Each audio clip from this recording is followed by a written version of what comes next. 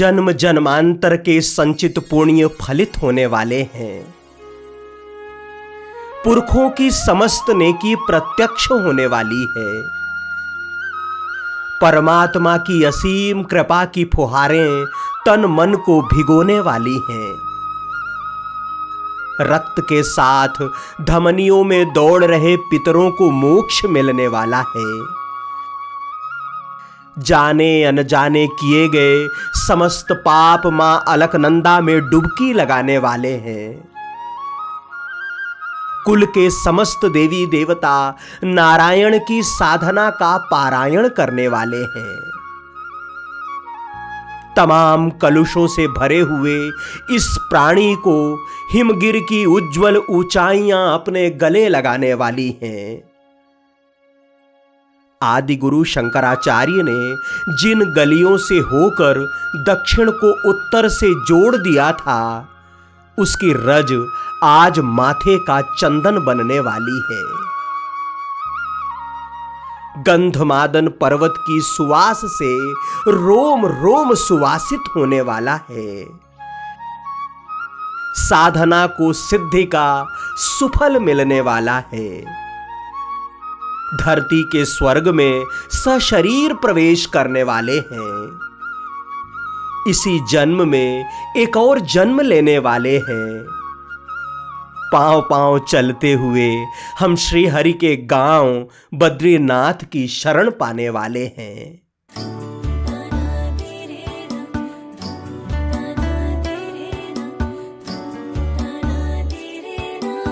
आज से 5000 साल पहले जब द्रौपदी को साथ लेकर पांडव यहां से निकले होंगे, तब पहाड़ काट कर बनाई गई इस तरह की सड़क नहीं रही होगी। 2500 वर्ष पूर्व जब आदि गुरु शंकराचार्य इस महादेश के दक्षिणी ध्रुव से उत्तरी ध्रुव की यात्रा पर होंगे, तब भी न तो इस तरह के साधन रहे होंगे और न इस तरह की सुविधाएं। जंगली जानवर तब और भी जंगली रहे होंगे। हिमालय तब और भी अधिक हिमपात झेलता रहा होगा। पल पल बदलते मौसम की चुनौती तब भी भयावह रही होगी। इसके बाद भी वे सब यहां से गुजरे और हमारे लिए अपने पांवों के निशान छोड़ गए। सुबह पांडुकेश्वर से बद्री विशाल के लिए निकले हैं। बद्री विशाल तक खड़ी चढ़ाई है। हालांकि सड़क बहुत चौड़ी है, लेकिन चढ़ाई तो चढ़ाई है, परीक्षा लेती है। साथ साथ माँ अलकनंदा चल रही हैं और ये जो प्राकृतिक वातावरण है, निसर्ग है, वो भी भरपूर साथ दे रहा है। ऊंची ऊंची पहाड़ियाँ हैं और ऐसी पहाड़ियाँ कि ऊपर जाकर उन पर बादल बैठ जाते हैं। पहले सोचा बैग पांडुकेश्वर में ही रख दें, लेकिन फिर लगा कि कदाचित कहीं कोई व्यवस्था न हुई तो क्या करेंगे, इसलिए उसे फिर से पीठ पर लाद लिया। वैसे भी अपना बोझ अपने ही कंधे पर शोभा देता है। कोशिश तो ये होनी चाहिए कि जरूरतों का जो बोझ हमारी जिंदगी की पीठ पर लदा है, धीरे धीरे वो कम हो। लेकिन ऐसा कहां होता है। पर्वत चढ़ें, आकाश में उड़ें या सागर पार करें, इच्छाएं आवश्यकताएं बनकर पीठ पर लदी ही रहती हैं। यूं भी पहाड़ के मौसम का कोई भरोसा नहीं होता।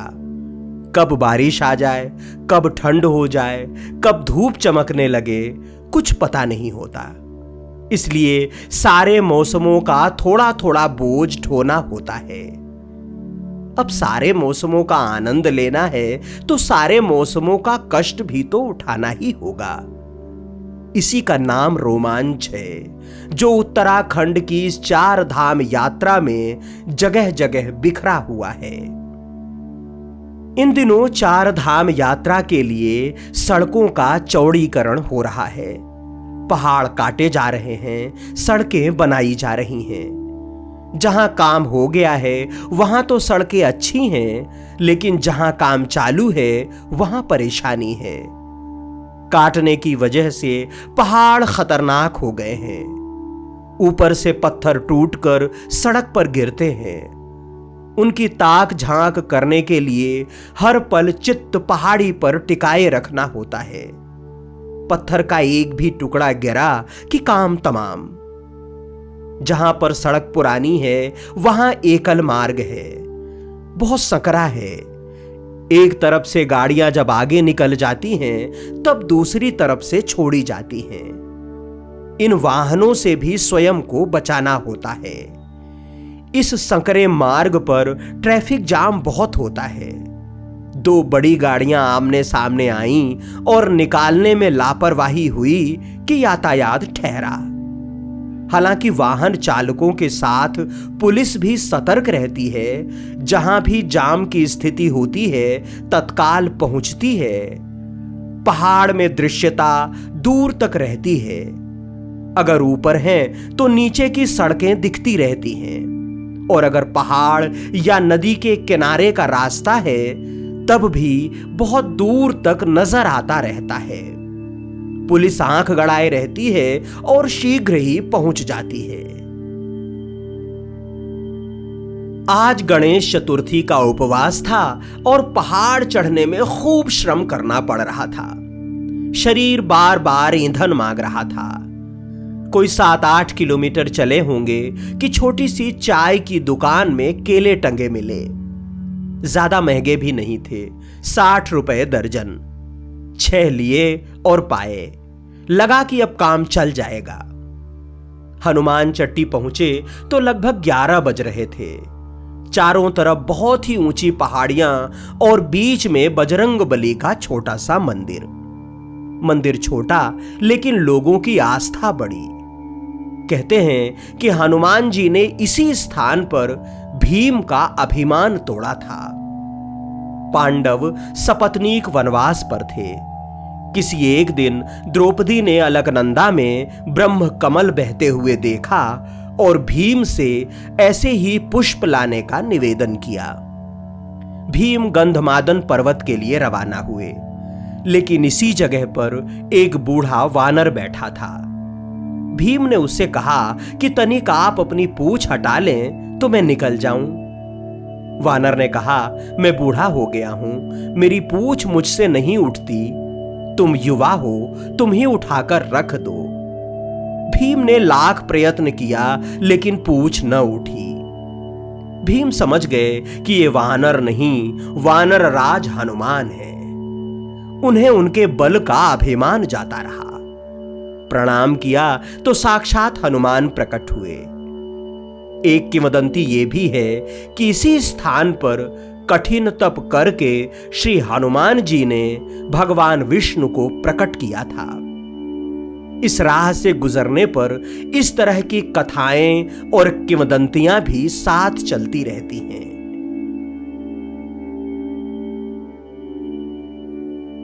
हनुमान चट्टी के हनुमान जी को सिर नवाया और यात्रा सरल बनाने की प्रार्थना की।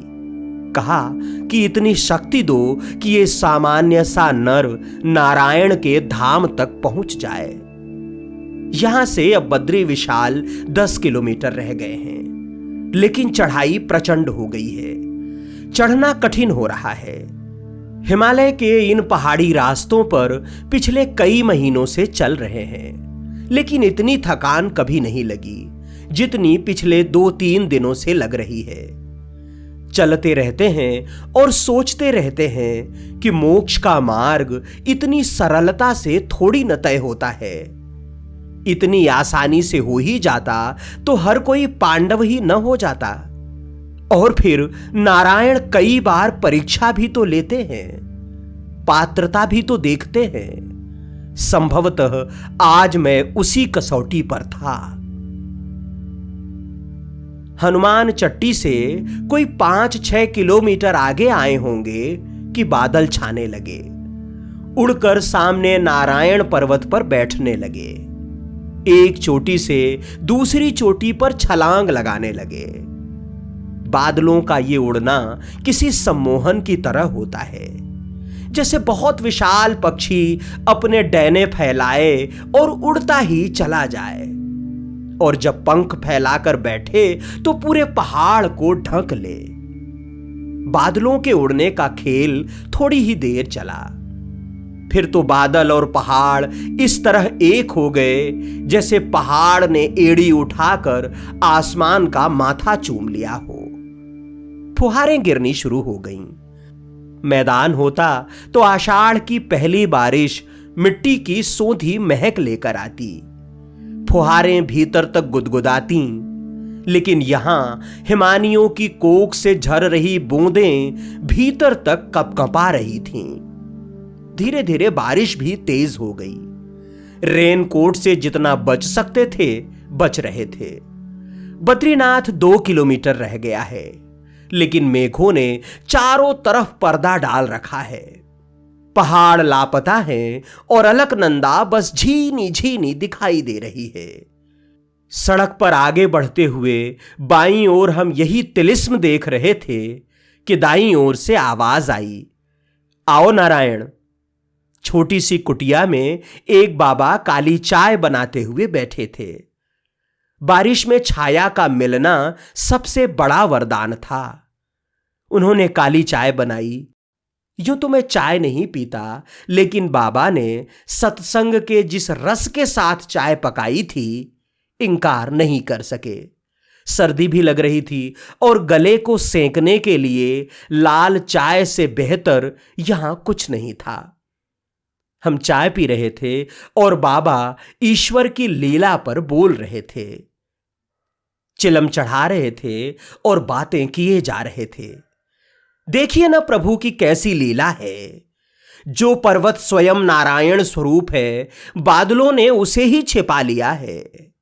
माया में इसी तरह परमात्मा छिपा रहता है। हम जिस पर चल रहे हैं वो नर पर्वत है और जो हमारी विपरीत दिशा में है वो नारायण पर्वत। उस पर भगवान बद्री विशाल विराजे हुए हैं। बद्रीनाथ में प्रवेश कर रहे थे तो ऐसा लग रहा था जैसे किसी स्वर्ग में प्रवेश कर रहे हों। अब अपने देखने में तो कभी स्वर्ग आया नहीं, लेकिन स्वर्ग की कल्पना के जो चित्र बनाए गए हैं उसमें भी तो ऐसा ही रहता है कि चारों तरफ बादल उड़ रहे हैं और बीच में कहीं नारायण बैठे हैं। हमारे प्रभु को हमें धराधाम में ही स्वर्ग का आनंद देना था, इसलिए ऐसा संसार रच दिया। धीरे धीरे उस बद्रीनाथ में प्रवेश मिला जिसे सतयुग में मुक्ति प्रदा, त्रेता में योग सिद्धिदा, द्वापर में विशाला और कलयुग में बद्रिकाश्रम कहते हैं। स्कंद पुराण के अलावा पद्म पुराण, श्रीमद् भागवत, देवी भागवत, वायु पुराण, वामन पुराण, कूर्म पुराण, नारद पुराण, ब्रह्मवैवर्त पुराण, वाराह पुराण और महाभारत ने जिस बद्रिकाश्रम की महिमा गाई, आज वो हमारे सौभाग्य का हिस्सा है। इसका अतीत अगर बद्री अर्थात बेर के वनों का है तो वर्तमान अच्छे खासे बाजार का। चारों तरफ होटल और रेस्टोरेंट हैं, बस अड्डा और पेट्रोल पंप है। पूजा पाठ की दुकानें तो बहुतायत में है ही। बद्री केदार ट्रस्ट के उपाध्यक्ष आत्मीय किशोर पंवार ने नीलकंठ सदन में रुकने का प्रबंध कर दिया। बैग रखकर सीधे बद्री विशाल के प्रथम दर्शन के लिए पहुंच गए। सामने मंदिर था और जन्म जन्मांतर का पुण्य फलित हो रहा था। पावन मंद सुगंध शीतल हेम मंदिर शोभितं, निकट गंगा बहत निर्मल बद्रीनाथ विश्वंभरं। पावन मंद सुगंध शीतल हेम मंदिर शोभितं, निकट गंगा बहत निर्मल बद्रीनाथ विश्वंभरं। श्री बद्रीनाथ विश्वंभरं। अपनी नींद ऐसी है कि एक बार सोए तो सीधे सुबह 3 बजे ही खुलती है, लेकिन आज की रात हर 2 घंटे में खुलती रही। जाने क्यों? शायद अवचेतन में रहा होगा कि कहीं नींद न लग जाए और बद्री विशाल की महाभिषेक पूजा में सम्मिलित होने से चूक न जाऊं। नारायण से मिलने की बेचैनी ने इस तुच्छ से नर की नींद को चैन न दिया। 3 बजे उठे, शौचादि से निवृत्त होकर सीधे तप्त कुंड, स्नान के बाद मंदिर परिसर में नाम की पर्ची अंदर पहुंची और मंदिर के अंदर प्रवेश करने वालों में अपने नाम की घोषणा भी हुई। इस पूजा में शामिल होने का शुल्क 4,300 रुपए है, जबकि प्रातः के महाभिषेक पूजा से लेकर शयन आरती तक की 1 दिन की दक्षिणा 11,000 रुपए है।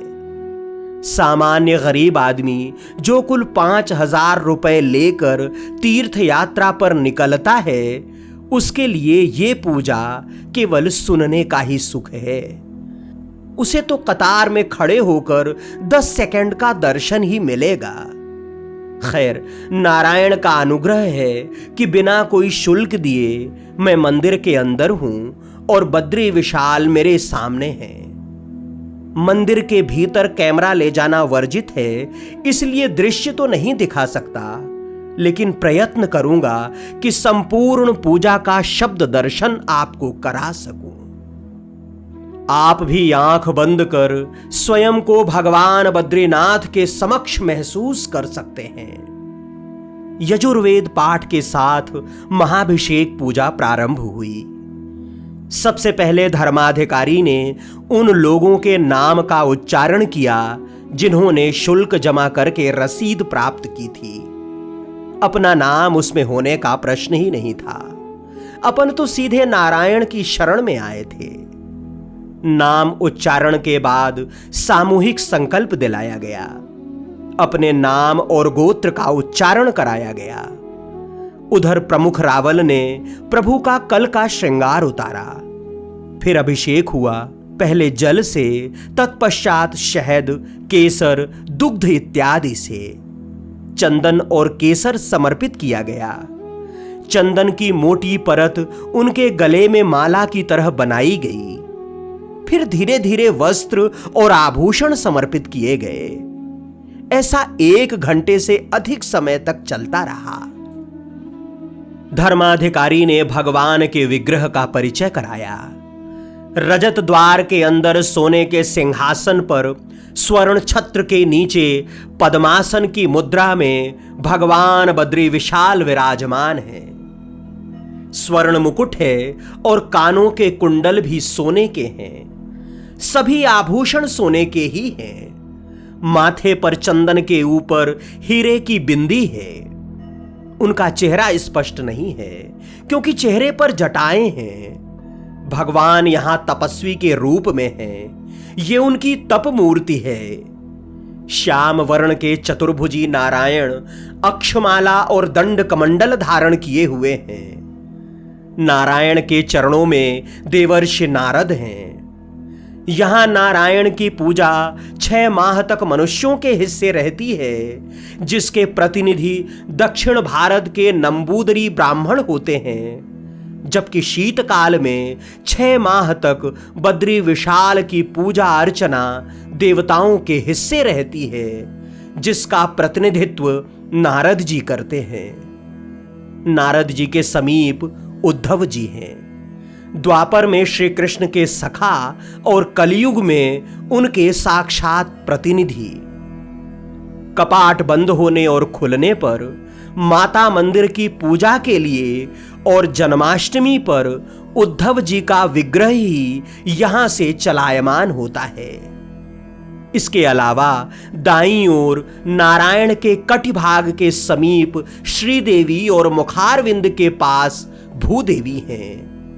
बाईं ओर लीला देवी और उर्वशी हैं। दाहिने हाथ में सोने के खंभों के बीच भगवान के कोषाध्यक्ष यक्षराज कुबेर हैं। 30,000 वर्षों तक तपस्या करके भगवान के वाहन बने गरुण हैं। अमोघ शस्त्र सुदर्शन चक्र है। नर नारायण और भगवान की सुवर्ण पादुकाएं हैं। आप अपने अंतर मन में इस अद्भुत झांकी के दर्शन करें और हम आपको वो मंगल ध्वनि सुनाते हैं जो भोर वेला की महाभिषेक पूजा में श्री हरि सुनते हैं।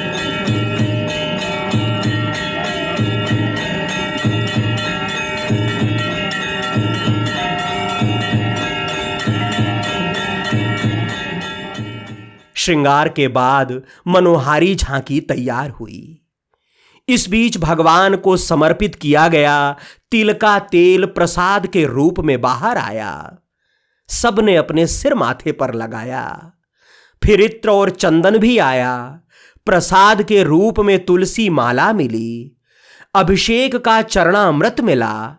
भोग के लिए थोड़ी देर के लिए पर्दा लगाया गया। स्वर्ण और रजत आरती मिली। 2 घंटे की पूजा के बाद सभी को नारायण के दर्शन के लिए देहरी तक आमंत्रित किया गया। जितने वेद पाठी थे सब विराजे थे। सबको दक्षिणा दी।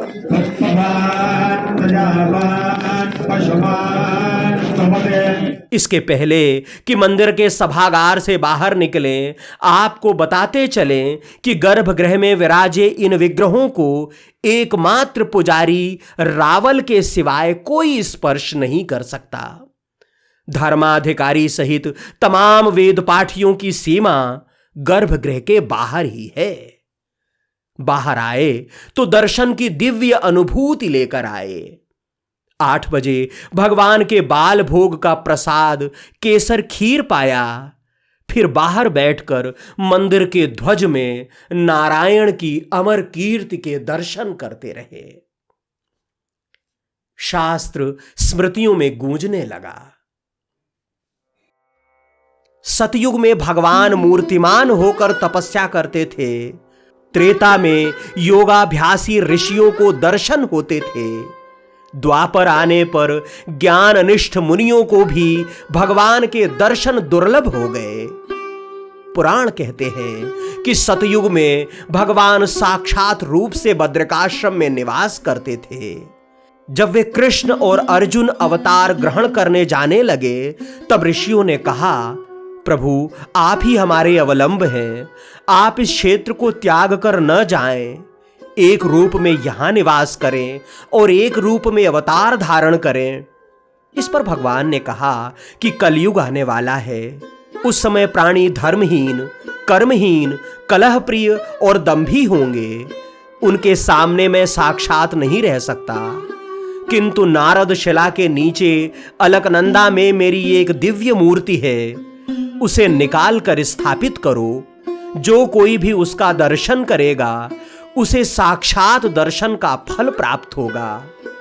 इसके बाद ब्रह्मादि देवताओं ने नारद कुंड से वो मूर्ति निकाली। शालिग्राम शिला में निर्मित वो मूर्ति बहुत भव्य और दिव्य थी। देवताओं ने विश्वकर्मा से मंदिर बनवाया और नारद जी उसके प्रधान अर्चक नियुक्त हुए। कालांतर में राजा पुरुरवा ने इसका जीर्णोद्धार कराया। स्कंद पुराण में भगवान शिव अपने पुत्र स्कंद से कहते हैं कि हे पुत्र, कलयुग में मैं सन्यासी रूप में नारद कुंड से भगवान की मूर्ति निकालकर स्थापित करूंगा, जिसके दर्शन मात्र से मनुष्यों के पाप उसी तरह भाग जाएंगे जैसे सिंह को देखकर हाथियों के झुंड।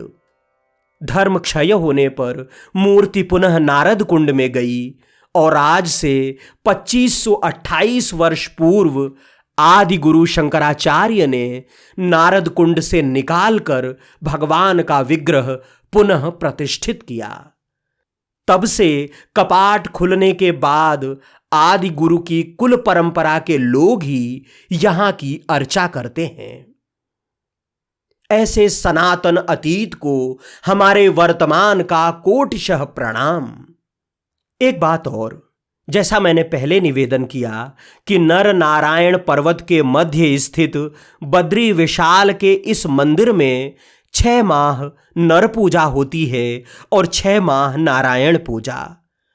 यहां के वेद पाठियों ने चमत्कार तो ये बताया कि दीपावली के बाद शीतकाल में जब 6 माह के लिए पट बंद होते हैं, तब मंदिर समिति और प्रशासन के प्रतिनिधि गर्भगृह में जलता हुआ दीपक छोड़कर जाते हैं। सबकी उपस्थिति में मंदिर को सील किया जाता है, लेकिन 6 माह बाद अक्षय तृतीया के दूसरे दिन जब मंदिर को खोला जाता है, तब भी ये दीप जलता रहता है। कहते हैं कि इन दिनों नारद जी यहां नारायण की सेवा करते हैं। पट खुलते समय अपनी उपस्थिति तो नहीं थी, लेकिन परमात्मा की लीला के प्रति अविश्वास का कोई कारण भी नहीं। दोपहर 12 बजे नारायण को भात दाल का भोग लगता है। उस प्रसाद को छकना था, इसलिए कहीं और जाना टाल दिया। आसपास के ही समस्त तीर्थों के दर्शन किए। श्री बद्रीनाथ जी के प्रमुख सिंह द्वार से तप्त कुंड तथा मां अलकनंदा की तरफ नीचे उतरिए तो बाएं हाथ में आदि केदार का मंदिर है। इनके दर्शन के बाद ही बद्री विशाल के दर्शन का शास्त्रीय विधान है। इसकी विशेषता बताते हुए स्वयं भगवान भोलेनाथ स्कंद जी से कहते हैं, हे पुत्र, श्री बद्रीवन में मेरा केदार नामक लिंग प्रतिष्ठित है। जो उस केदार लिंग में भक्ति भाव से दर्शन, स्पर्श तथा पूजन करते हैं, उनके करोड़ों जन्म के पाप उसी क्षण नष्ट हो जाते हैं। बद्रीनाथ में अपने विराजने की कथा बताते हुए शिव कहते हैं कि प्राचीन काल में जब ब्रह्मा जी अपनी पुत्री सरस्वती पर आसक्त हो गए, तब क्रोध में आकर मैंने उनका एक सिर काट दिया।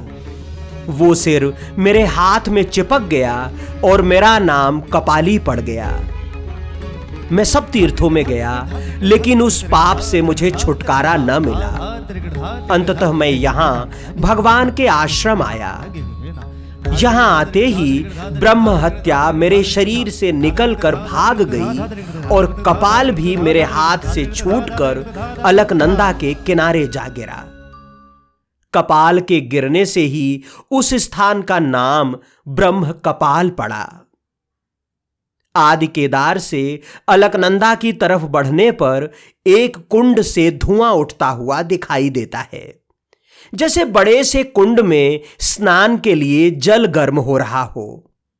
यह अग्नि तीर्थ अथवा तप्त कुंड है। बद्री विशाल के दर्शन के बाद सर्वाधिक आकर्षण इस कुंड में स्नान ही रहता है। स्कंद पुराण कहता है, वहां अग्नि तीर्थ से उत्पन्न एक गर्म जल की धारा है, जो देवताओं के लिए भी दुर्लभ है। इसके महात्म्य के बारे में कहा गया है कि जैसे सुवर्ण में कितना भी मैल क्यों न भरा हो, लेकिन अग्नि में पड़ने से वो पवित्र हो जाता है, उसी प्रकार कितना भी पापी क्यों न हो, इस कुंड में स्नान करने से उसके सब पाप धुल जाते हैं। इस अग्नि तीर्थ के यहां प्रकट होने की भी पौराणिक गाथा है। महर्षि भृगु की पत्नी पर एक असुर आसक्त हो गया। बचपन में कभी ऋषि पत्नी की उस राक्षस से विवाह की बात चली होगी। तब से वो इस ताड़ में था कि किसी तरह वो उन्हें प्राप्त करे। ऋषि कहीं गए हुए थे, तब राक्षस आया। उस समय केवल यज्ञ का अग्निहोत्र था। असुर ने आते ही कहा, अग्निदेव, मेरी इस ऋषि पत्नी से विवाह की बात हुई थी ना? अग्नि ने हां कह दिया। उसके बाद उस राक्षस ने ऋषि की गर्भवती पत्नी का अपहरण कर लिया। वे विलाप करने लगी। इस दौरान उनका गर्भ च्यवित हो गया, अर्थात गर्भपात हो गया। महर्षि च्यवन पैदा हुए। च्यवन ऋषि के ब्रह्म तेज से वो राक्षस भस्म हो गया। जब भृगु आए और उन्हें यह प्रसंग पता चला, तो उन्होंने अग्नि को सर्वभक्षी होने का शाप दे दिया। कालांतर में तीर्थराज प्रयाग में ऋषि मुनियों का महासम्मेलन हुआ। भगवान वेदव्यास सभापति नियुक्त हुए। तब अग्निदेव के निवेदन पर उन्होंने उन्हें बद्रीनाथ जाने के लिए कहा। अग्निदेव यहां आए और कठिन तप किया। श्रीमन नारायण प्रकट हुए और अग्नि को वरदान दिया कि तुम्हारा शाप तो इस क्षेत्र के दर्शन से ही नष्ट हो गया है। अब तुम इस क्षेत्र में रहकर यहां आने वाले भक्तों के पाप नष्ट करो। तब से अग्निदेव यहां जलधारा के रूप में उपस्थित हैं और स्नान करने वालों को निष्पाप बना रहे हैं। इसीलिए पुराण कहते हैं कि हजारों चंद्रायण व्रतों से तथा करोड़ों कठिन व्रतों से जो फल मिलता है वही अग्नि तीर्थ में स्नान करने से मिलता है। तप्त कुंड के समीप परम पावन पौराणिक पंचशिलाएं हैं। ये 5 शिलाएं 5 सिद्धियां देने वाली कही गई हैं। नारदी नारसिंही च वाराही गरुणी तथा मारकंडेयीति विख्याताः शिला सर्वार्थ सिद्धिदाः। 5 शिलाओं में पहली है गरुण शिला। आदि केदार मंदिर के ठीक नीचे इसी शिला के नीचे से तप्त धारा बहती है जो तप्त कुंड में प्रकट होती है। स्कंद पुराण कहता है बद्रिकाश्रम के दक्षिण भाग में गंधमादन पर्वत के श्रृंग पर गरुण जी ने भगवान का वाहन बनने की इच्छा से तप किया था। बद्रिकाश्रम आते हुए जिस गरुण गंगा के दर्शन होते हैं उससे और ऊपर के हिस्से में ये गरुण शिला है। कहते हैं कि उसी शिला पर 32,000 वर्ष तक एक पैर पर खड़े होकर गरुण ने कठिन तप किया था। भगवान विष्णु प्रकट हुए तो गरुण ने 3 वर मांगे थे। मैं आपका वाहन हूं, मुझे देवता गंधर्व मनुष्य कोई भी जीत न सके। ये शिला मेरे नाम से विख्यात हो, इसके स्मरण से मनुष्य को विष से भी व्याधि न हो। भगवान ने तथास्तु कहते हुए गरुण को बद्रिकाश्रम जाने और वहां 3 दिन उपवास करने के लिए कहा।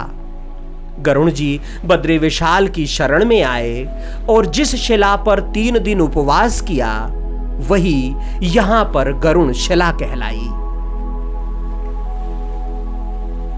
अब उस महत्वपूर्ण शिला के दर्शन करते हैं जिस पर बैठकर देवर्षि नारद ने भगवान विष्णु के दर्शनों के निमित्त केवल वायु का सेवन करते हुए परम दारुण तप किया था।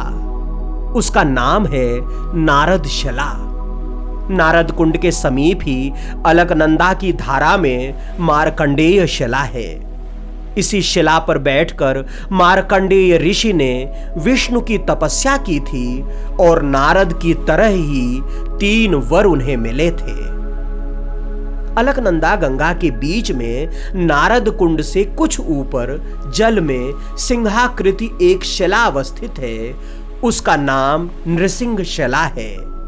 नृसिंहो अपि शिलारूपी जल क्रीड़ा परो भवत। अलकनंदा के जल में एक ऊंची शिला है। उसे बहुत देर तक ध्यान पूर्वक देखते रहें तो उसमें सूकराकृति का आभास होता है। उसी को वाराही शिला कहते हैं। जब भगवान पृथ्वी को रसातल से ले आए और हिरण्याक्ष को रण में मार डाला तब सूकर भगवान सीधे बद्रिकाश्रम को चले आए। यहां आकर वे अलकनंदा जी के जल में शिला रूप में रहने लगे। इस तरह बद्रीनाथ में ये 5 शिलाएं स्वयं विष्णु स्वरूप ही कही जाती हैं। पुराण कहते हैं कि जो इन 5 शिलाओं के महात्म्य को सुनता सुनाता है वो सब पापों से छूटकर बैकुंठ में आनंद से वास करता है। जिस शिला के ऊपर नारायण ने तपस्या करी है उस शिला का नाम है मार्कंडेय शिला। अच्छा, उसके जस्ट बगल में यहाँ जहाँ पर ये तप्त कुंड है, तपत कुंड है, वो मार्कंडेय शिला है जी। नारायण उसी शिला के ऊपर नारायण ने बैठ के तपस्या करी जी। उसके जस्ट बगल में आपको दिख रहा है वो है नारद शिला। अच्छा, उसके ठीक नीचे आपको नदी में दिख रहा है, हाँ, मुंह खोला हुआ, हाँ, ये है वराह शिला। हाँ, जो पुल है पुल के नीचे एकदम आप जाओगे वहाँ पे है नरसिंह शिला। और आप जब मंदिर के लिए सीढ़ियाँ चढ़ते हो गर्म कुंड से, वहाँ पे है गरुड़ शिला। इन 5 शिलाओं के मध्य में ही नारायण ने तपस्या करी है ना। यहीं पे एतत् पंचशिला मध्य शुद्धो बद्रिकाश्रम है। इन्हीं 5 शिलाओं के मध्य में शुद्ध बद्रिकाश्रम है ना। पंचशिलाओं के परम पावन दर्शन के बाद पुनः बद्री विशाल मंदिर के समीप आए। लंबी कतार में खड़े हुए, बद्रीनाथ जी का भात प्रसाद मिला, ग्रहण किया और फिर चल पड़े बामनी गांव। यहां के पुजारियों पंडों का गांव। शीतकाल के बाद जब पट खुलता है तो नारायण की डोली के साथ पंडे पुजारी भी नीचे से यहां आ जाते हैं और अपने अपने घरों में रहते हैं। यहां उर्वशी मंदिर है जो नारायण की जंघा से निकली थी। बद्रीनाथ आते हुए कई बार नर नारायण पर्वत का जिक्र हो चुका है। उर्वशी मंदिर में इनकी कथा भी सुन ही लेते हैं। ब्रह्मा के 10 मानस पुत्र हुए, मारीचि, अत्रि, अंगिरा, पुलस्त्य, पुलह, क्रतु, भृगु, वशिष्ठ, दक्ष और नारद। 9वें पुत्र दक्ष की बेटी धर्म से ब्याही गई और इनसे नर नारायण उत्पन्न हुए। दोनों ने बद्रिकाश्रम में घोर तप किया। नर की घोर तपस्या से प्रसन्न होकर नारायण ने वर मांगने के लिए कहा। नर ने कहा कि यदि आप प्रसन्न हैं तो मेरे सारथी बने। नारायण ने एवमस्तु कहा। अगले जन्म में नर अर्जुन हुए और नारायण श्री कृष्ण। महाभारत युद्ध में कृष्ण अर्जुन के सारथी बने। एक और कथा उर्वशी से जुड़ी हुई है। बद्रिकाश्रम में नर नारायण को अत्यंत कठिन तप करते देखकर देवराज इंद्र डर गए।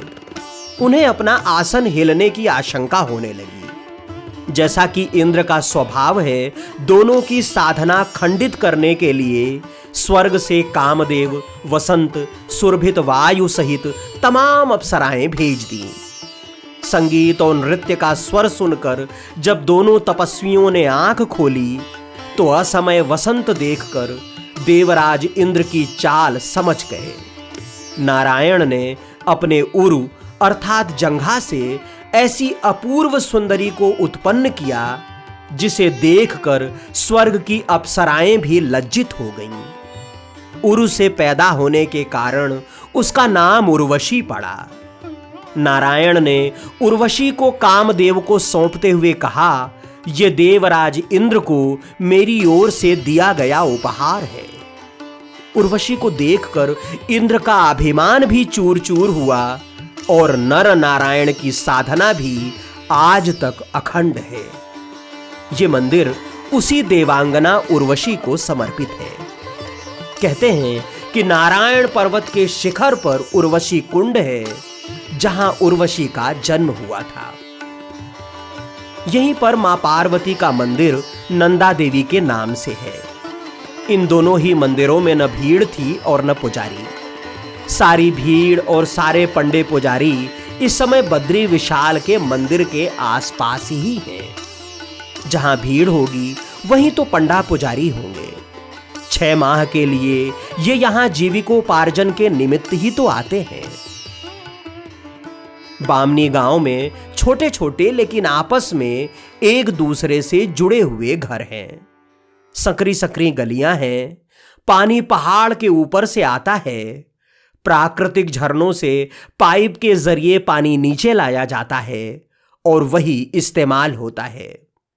रिमझिम तेज हो गई और लगभग भीग गए। कमरे आकर कपड़े बदले और सीधे रजाई कंबल के अंदर। शाम तक भी ठंड नहीं गई।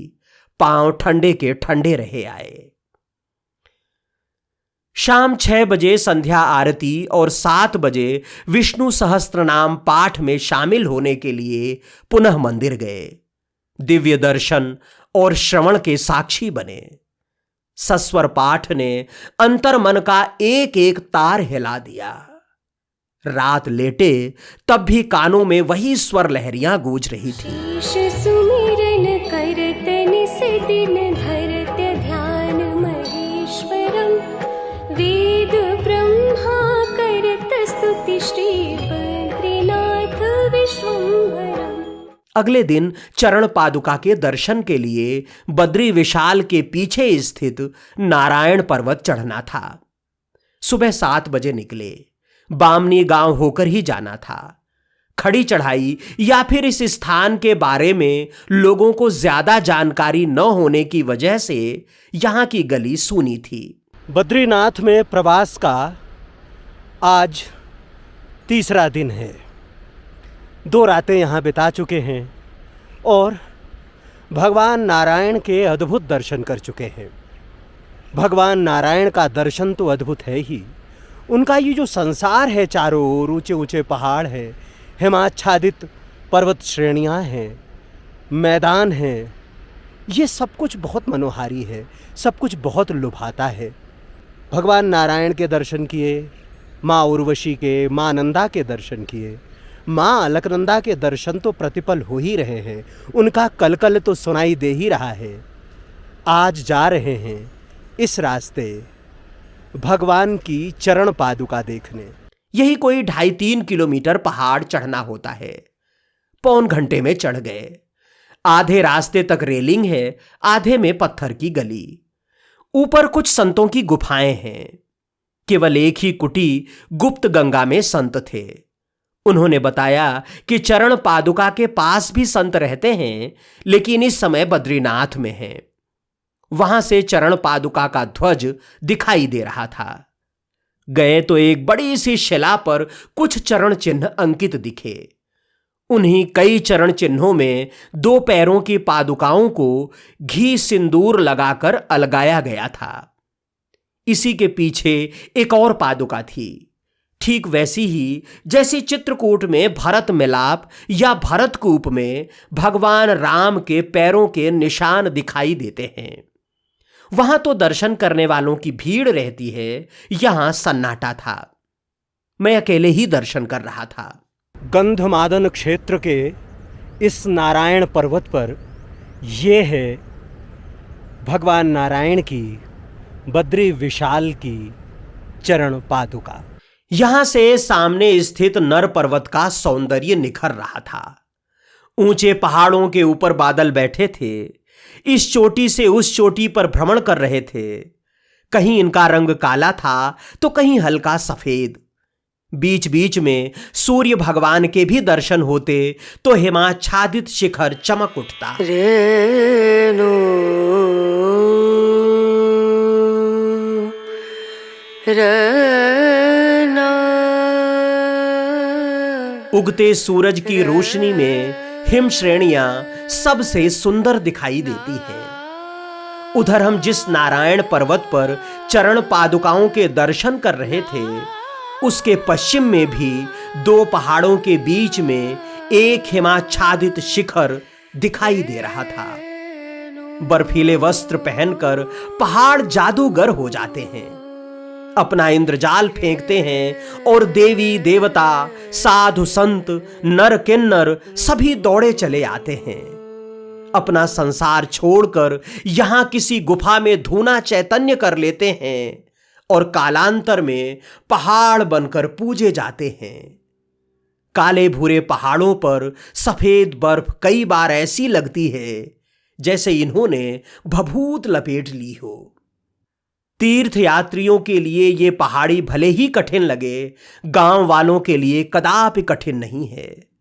वे अपनी गौवें लेकर यहां आते हैं, छोड़कर चले जाते हैं, शाम को फिर लेने आते हैं। इसलिए जब बद्री विशाल की पादुका के दर्शन करते हैं तो गायों के गले में बंधी घंटी इस बात का एहसास कराती रहती है कि गोपाल के साथ उनकी गौवें भी हैं। यहीं गुरु गोरख का धूना भी है। वे यहां कब आए और कब तक रहे ये पता नहीं। बहुत देर तक बैठे रहे, फिर नीचे उतरे। पर्वत के शिखर पर छोटा कमरा जैसा दिखा, पुराना सा ध्वज भी था। गांव की एक महिला से पूछा तो उन्होंने कहा कि वो बर्फानी बाबा का आश्रम है। जब तक वो थे वहां रहते थे, अब कोई नहीं रहता। यहीं कौवों का समूह भी दिखा। इनकी कांव कांव मैदानी कौवों की कांव कांव से तनिक अलग है। अंतर क्या है ये बता पाना तो कठिन है, लेकिन इनकी आवाज अपेक्षाकृत मीठी है। इनके चोंच भी काले की बजाय लाल हैं। नीचे उतरे और माणा अर्थात मणिभद्रपुर के लिए रवाना हुए। इधर से जाइए तो अंतिम और तिब्बत की सीमा से उतरिए तो देश का पहला गांव है माणा। एक अलग संस्कृति और अलग भूगोल का गांव। तिब्बत मूल के कई परिवार यहां रहते हैं। ये परिवार ऊनी वस्त्र बुनने और बेचने का काम करते हैं। हर घर के बाहर महिलाएं ऊन को वस्त्रों का आकार देती हुई मिल जाती हैं। माणा में जो कुछ दर्शनीय स्थल हैं, सरस्वती नदी का उद्गम उनमें से एक है। वैसे तो सरस्वती नदी का उद्गम यहां से पहाड़ों के ऊपर कहीं बताया जाता है, लेकिन यहां जिस खूबसूरती से वे प्रकट होती हैं, उससे वो किसी कलाकृति की रचना करती प्रतीत होती हैं। इस उद्गम के समीप ही भव्य सरस्वती मंदिर का निर्माण हो रहा है। हम जिस शिला पर खड़े होकर सरस्वती नदी की वेगवती धारा का दर्शन करते हैं, वो भीमशिला या भीम पुल है। कथा है कि पांडव जब स्वर्गारोहण के लिए जा रहे थे, तब सरस्वती नदी उन्हें रास्ता नहीं दे रही थी। उसी समय भीम ने यह शिला उठाकर यहां रख दी थी और पुल बना दिया था। इसी पुल के नीचे से निकलकर सरस्वती लगभग 300 मीटर आगे अलकनंदा में मिल जाती हैं और इस मिलन स्थली का नाम केशव प्रयाग है।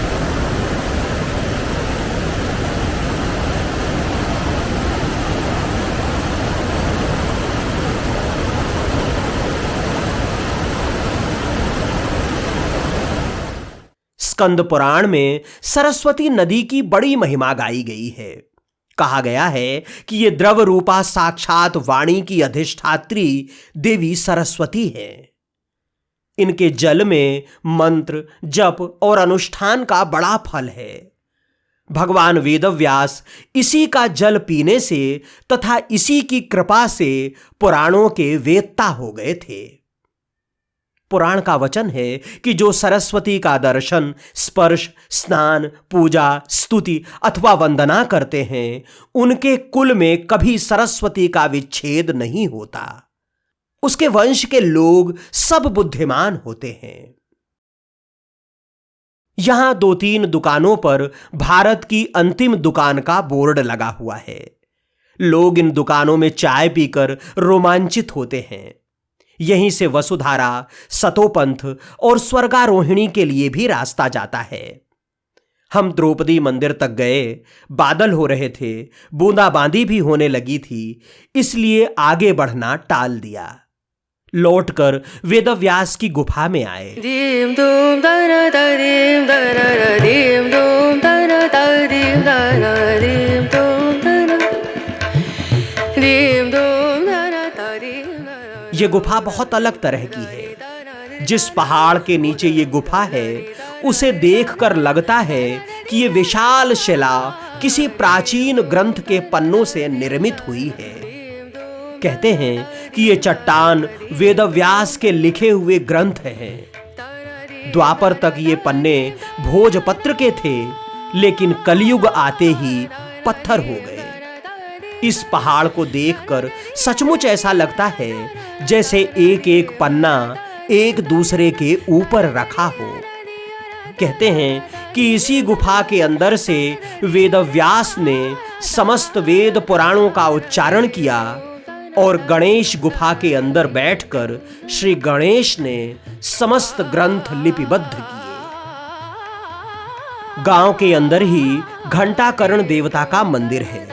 घंटाकर्ण माणा के ग्राम देवता हैं और समस्त ग्रामवासियों की आस्था के प्रमुख केंद्र। बद्री विशाल मंदिर परिसर में भी घंटाकर्ण देवता का मंदिर है। हरिवंश पुराण के अनुसार घंटाकर्ण पिशाच था, शिवजी का अनुचर और अनन्य भक्त। वो सदैव शिव नाम का स्मरण करता था और दोनों कानों में 2 घंटा बांधे रहता था ताकि विष्णु का नाम सुनाई न दे। उसकी कठिन साधना से प्रसन्न होकर जब शिव प्रकट हुए तो उसने वरदान के रूप में मुक्ति मांगी। शिव ने कहा कि मुक्ति देने वाले नारायण हैं, उन्हीं की शरण में जाओ।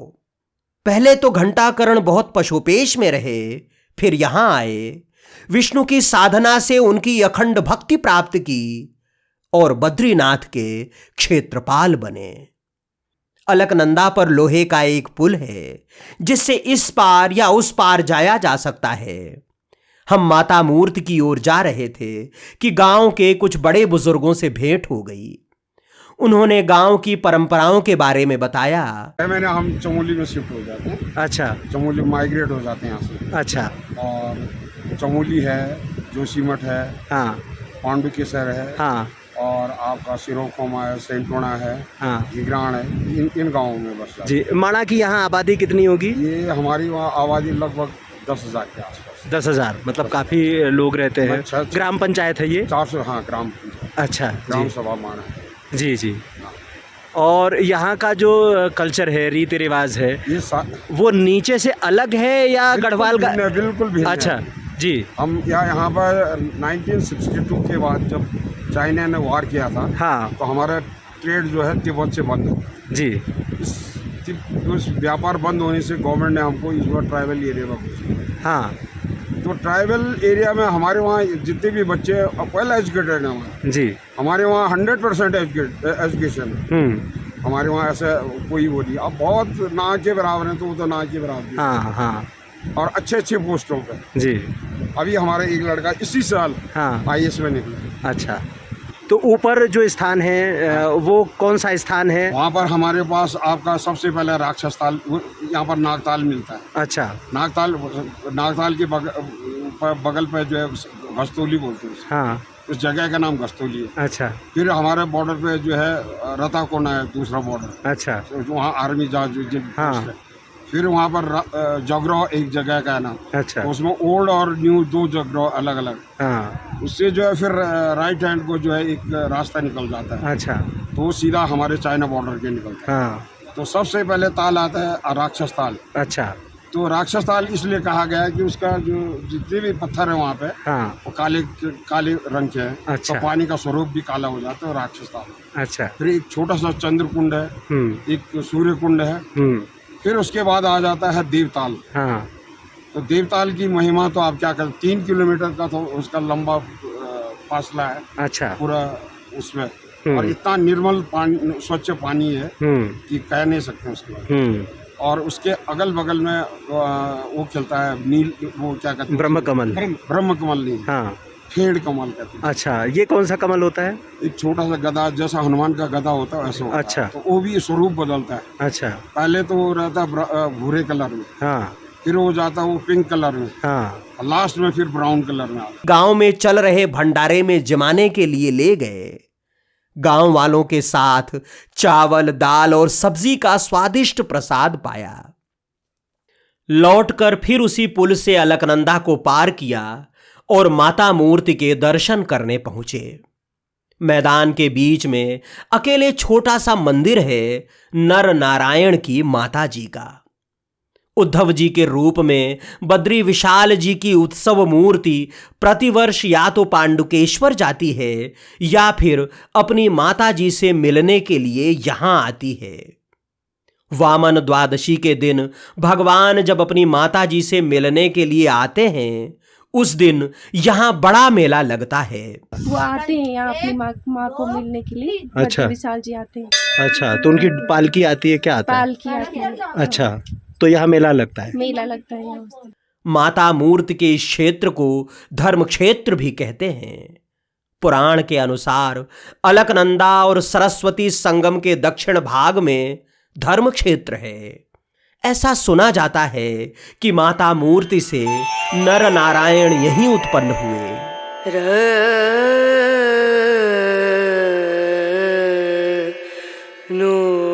तप्त कुंड से थोड़ा आगे अलकनंदा के तट पर कपाल मोचन या ब्रह्म कपाल तीर्थ है। यहां शिव जी के हाथ से ब्रह्मा जी के कपाल का मोचन हुआ था। इसे अत्यंत गुप्त तीर्थ कहा गया है। इसके पहले कि बद्री विशाल से विदा लें, ब्रह्म कपाल तीर्थ में पितरों को जल अर्पित करते हैं, पिंडदान कर उन्हें नारायण का भोग समर्पित करते हैं। अलकनंदा का तेज प्रवाह बिल्कुल घाट पर ही आसन और सामने बद्री विशाल। जब पंडित जी मंत्रों का उच्चार कर रहे थे तब सचमुच लग रहा था कि अपने पितर नारायण हो रहे हैं। तमाम ज्ञात अज्ञात पितरों का स्मरण करना और फिर उन्हें बद्री विशाल का भात भोग खिलाना एक अलग एहसास देता है। जैसे कभी बाल्यकाल में उन पुरखों ने हमें हाथ में लेकर कौर खिलाया होगा, वैसे ही हम उन्हें खिला रहे थे। अद्भुत परंपरा है हमारी। अतीत से वर्तमान को जोड़ने की कितनी सुंदर तरकीब है ये। तो देखो 84 लाख तीर्थ, हर तीर्थ में कहीं भी जाओ आप तो पिंडदान श्राद्ध कर्म होता है और उनमें मुख्य मानी गई है 5 जगह। तो गया ध्यात्वा ऋषिकेश जनार्दन, तो श्राद्ध का जो आरंभ होता है वो होता है गया से। तो गया में क्या है, परमात्मा नारायण के चरण है, उसको कहते हैं विष्णुपाद गया। तो वहाँ भगवान के चरण है। और दूसरा पिंडा दिया जाता है प्रभु इलाहाबाद प्रयागराज में, तो वहाँ भगवान का एक घुटना माना गया है। तो पितृ क्या है, पैर से घुटने का शरीर धारण करते हैं। और तीसरा पिंडा दिया जाता है हरिद्वार में नारायणी शिला में, तो वहाँ भगवान विष्णु की नाभि मानी गई है। तो वहाँ क्या है, नाभि तक का शरीर पितृ धारण कर लेते हैं, ठीक है। और चौथा पिंडा दिया जाता है देवप्रयाग में, तो वहाँ भगवान का क्या है, हृदय वज्र स्थल माना गया है। तो देवप्रयाग में है बेताल शिला, तो वहाँ पे भगवान का हृदय माना गया है। तो भगवान के हृदय में पितरों को वास कराया जाता है। तो भगवान नारायण के हृदय में जब पितरों का वास हो जाता है तो वो स्वयं नारायण है, पितर नहीं। तो वो नारायण स्वरूप में गिने जाते हैं, ठीक है ना। और आखिरी दिया जाता है यहाँ, यहाँ क्या है, भगवान का सर है, इससे ऊपर तो कुछ है नहीं, ये परम गति मानी गई। क्या है, जो जहाँ से निकला परमात्मा में वहीं विलीन हो गया जी। नारायण के चरणों अंगों से जहाँ से निकला वहीं विलीन हो गया। तो जब विलीन हो गए तो यहाँ सर है। तो देखो हर जगह जाओ तो पिंड स्वरूप है, गया काशी बनारस हरिद्वार, यहाँ पिंड स्वरूप है। तो यहाँ बद्रीनाथ में पिंड स्वरूप नहीं है। क्यों? हमारे सनातन धर्म में कहीं भी पितरों को जूठा नहीं दिया जाता, कहीं भी नहीं देते हम लोग। तो गया काशी में क्या, जौ के आटे का पिंड होता है, वो पिंड स्वरूप है, क्योंकि वो आरंभ हो रहा है पितरों का, तो वो पिंड स्वरूप है। तो यहाँ जब अंतिम हो गया तो यहाँ जो भगवान को भोग लगता है चावल का, पके हुए चावलों का, तो पहले भगवान को भोग लगेगा तब पितरों को दिया जाएगा। तो पिंड स्वरूप नहीं, वो प्रसाद स्वरूप हो गया जी। इस वीडियो में यहीं तक। अगले भाग में चलेंगे एक और गुप्त स्थान भविष्य बद्री। पहाड़ों और प्रकृति की सुंदर वादियों को लांघते हुए परमात्मा की अद्भुत रचना के दर्शन करेंगे।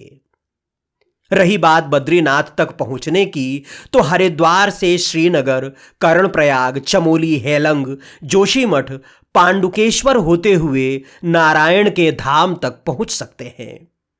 यहां रुकने खाने के लिए होटल, स्टे होम और रेस्टोरेंट हैं। नजदीकी रेलवे स्टेशन ऋषिकेश है और नजदीकी हवाई अड्डा देहरादून। निजी या शेयरिंग टैक्सी चुन सकते हैं। यात्री बसों पर भी सवार हो सकते हैं। मेरी तरह पदयात्री हैं तो पीठ पर बैग रखिए और चलते रहिए। रहने खाने की व्यवस्था परमात्मा के ऊपर छोड़ दीजिए। फिलहाल यायावर ओम द्विवेदी को अनुमति दें। चलते चलते वही एक निवेदन, अगर आपने अभी तक ओम दर्शन चैनल को सब्सक्राइब नहीं किया है तो कृपया कर लें। अगर आप चाहते हैं कि हमारा ये सनातन धन जन जन तक पहुंचे तो परिचितों और मित्रों के साथ साझा करें। हमने अपने हिस्से का काम किया, आपका काम आपको करना है। हमारी भक्ति को अपनी शक्ति दें। जय मां अलकनंदा, जय हो बद्री विशाल की, नर्मदे हर। इंद्र चंद्र कुबेर धुनि कर धूप दीप प्रकाशितम, सिद्ध मुनि जन करत जय जय बद्रीनाथ विश्वंभरम। इंद्र चंद्र कुबेर धुनि कर धूप दीप प्रकाशितम, सिद्ध मुनि जन करत जय जय बद्रीनाथ विश्वंभरम। श्री बद्रीनाथ विश्वंभरम। पवन मंद सुगंध शीतल हेम मंदिर शो निकट गंगा बहत निर्मल बद्रीनाथ विश्वम्भरम् पवन मंद सुगंध शीतल हेम मंदिर शोभितम् निकट गंगा बहत निर्मल बद्रीनाथ विश्वम्भरम् श्री